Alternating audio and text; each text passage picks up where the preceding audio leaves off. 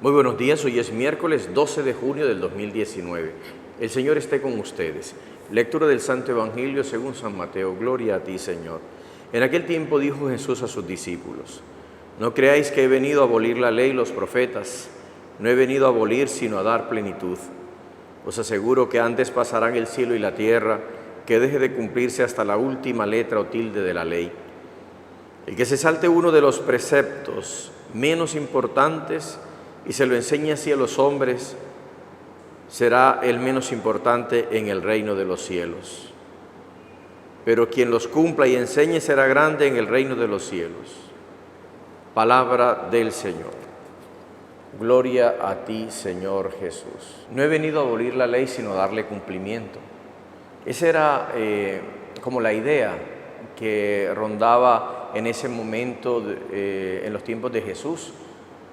Los fariseos, fundamentalmente los judíos, dentro de ellos los fariseos y los escribas y los sumos sacerdotes, decían que Jesús no podía ser un hombre de Dios y no podía venir de Dios si lo que anunciaba no era de Dios, porque incumplía la ley. Dicen, no cumple el sábado, dice cosas con respecto al templo, dice cosas con respecto a la ley, con respecto a Dios, que lo llama Padre, dice muchas cosas que no van, incumple la ley.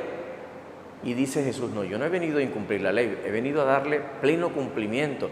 Ese que era el objetivo original cuando Dios le dio la ley a Moisés y al pueblo de Israel. El objetivo original era que la gente caminara por el camino de Dios, no que se encasillara en sus preceptos, interpretaciones y demás, que los alejaba de Dios. Dice San Pablo interpretando esto de la ley, dice: la ley mata, el espíritu da vida. Y San Pablo, que lo entendía muy bien, porque él lo vivía al pie de la letra, porque la ley perdió el espíritu, ¿no? San Pablo, en una parte ahí como midrásica, dice, interpretando esto, que cuando viene el Espíritu de Dios, o cuando el Espíritu de Dios, o Dios escribió la ley a través de su Espíritu en estas piedras que se incidían, chocaban y quedaban inscritas, tenía todo el Espíritu de Dios.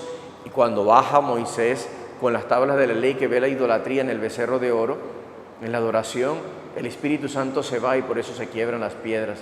Dice Pablo, perdió el Espíritu con el que fue escrita la ley, y entonces se convirtió, en vez de pedagoga, de conducir al hombre hacia Dios, lo que hizo fue encasillarlo en unos preceptos de interpretación humana, dice San Pablo. Por eso él dice, la ley mata, pero el Espíritu da vida. Y nosotros nos vamos también metiendo y encuadrando en muchas leyes. Somos a veces cuadriculados, que no permitimos que nada pase por nuestras vidas, y por eso juzgamos, señalamos y hacemos tantas cosas en contra de las personas. Qué bueno sería que dejáramos que el Espíritu Santo inscriba de nuevo la ley en nuestro corazón, y esa ley no es otra cosa que la ley del amor. San Agustín lo decía claramente, interpretando estas mismas palabras, decía: ama y haz lo que quieras, porque sencillamente quien ama no le hace mal a nadie, quien ama no es infiel, quien ama no golpea, quien ama no maltrata, quien ama no destruye, quien ama no busca hacer el mal, quien ama no critica ni habla mal de su prójimo. Por eso Jesús dice: he venido a darle cumplimiento, pleno cumplimiento. Y si hay alguno que enseña uno solo de estos preceptos, el menos importante a los demás, será también el menos importante en el reino de los cielos. Y recuerden ustedes que lo hemos dicho, ¿no? La gente ha interpretado, incluso cambiado los mandamientos, le ha dado una orientación nueva, mundana, moderna, podremos decirlo, pero moderna no en el sentido de nuestro tiempo, sino mundana. Miren ustedes, ya la gente en estos tiempos no llama al aborto, ¿no? Se llama interrupción del embarazo. Imagínense ustedes. Esto, para que no quede muy pesado, decía una de estas feministas en Estados Unidos, es que llamarlo aborto es muy pesado. Y no es pesado ya asesinar a una persona inocente en el vientre de la mujer que fue creado por Dios para dar la vida. Ya no se llama robo, ¿no? El mandamiento dice no robar, se llama saber hacer negocios o ser aventajado para los negocios. Y así muchas cosas más. O los adulterios, ya no llaman adulterio, lo llaman deslizo, canas al aire, ¿no? Le estoy hablando de este lenguaje que utiliza hoy la gente, no. Los mandamientos, dice el Señor, están dados para cumplirlos. Y quien le dé menos importancia, uno de estos mandamientos será el menos importante en el reino de Dios. Recuerden, los mandamientos están para cumplirlos. Y dice el libro del Deuteronomio, y cumpliéndolos seamos felices sobre la tierra que Dios nos dio.